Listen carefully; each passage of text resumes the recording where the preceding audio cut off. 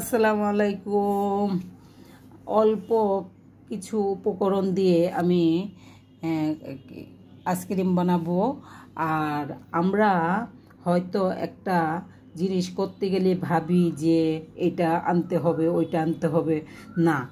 যেমন কালকে আমি সন্ধ্যার সময় বেলের শরবত করছি। ওই বেল থেকে আমি অল্প কিছু বেল রেখে দিছি ফ্রিজে। আর এই যে সেহরি দুধ দিয়ে খাওয়ার পর অল্প একটু আবার দুধ ঘন করে বেঁচে গেছে। হ্যাঁ, আর দই আছে। আমি এই অল্প কিছু উপকরণ দিয়ে আমি আইসক্রিমটা করে নেব। কেননা এখন খুবই গরম। ইফতার খুলে নামাজ পড়ার পর আমি এখন দুপুরবেলা আইসক্রিমটা করে ফ্রিজে রেখে দিব। ইফতারের পর নামাজ পড়ে আইসক্রিমটা আমি খেয়ে নেব।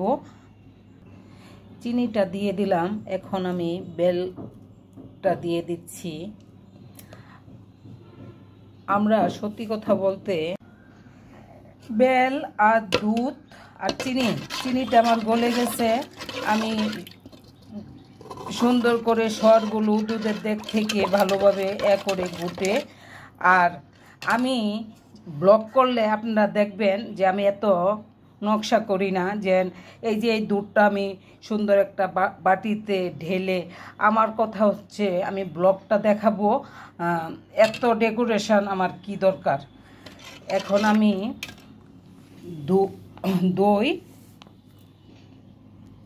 আইসক্রিমের বক্সে আমি 1 চামচ করে দই প্রথম দিয়ে দিব।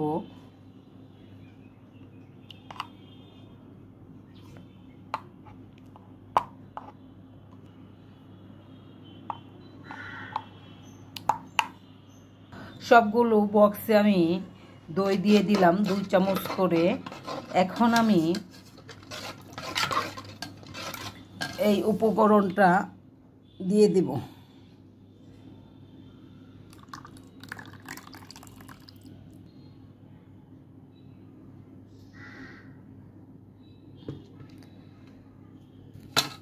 সবগুলো দিয়ে ফেললাম। তারপরও আরেকটা হতো, এইটুকু আমার বেশি হয়েছে। এখন আমি বক্সগুলো দিয়ে দিব। আমি দিয়ে দিলাম। তাহলে এখন আমি ডিপ ফ্রিজে রেখে দেই। ইফতারের পর নামাজ পড়ে যখন আমি বার করব আপনাদের সাথে শেয়ার করব।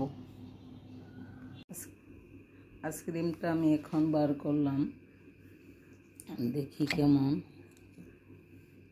ও মা, কাঠি এসে গেল, কিন্তু বরফ তো হয়েছে। আমার মনে হয় আইসক্রিমেতে বেল বেশি হয়ে গেছে। সবগুলা কাঠি ছুটে যাচ্ছে। আমি যাই হোক, এখন তাহলে আর বার করব না, হয়তো আরেকটু হবে। তাহলে ভিডিওটা আমি এখানে শেষ করে দিই। আমি রাত 11টা-12টা দিয়ে খাবো। যাই হোক, খাওয়ার ব্লগটা আর করবো না। ধন্যবাদ।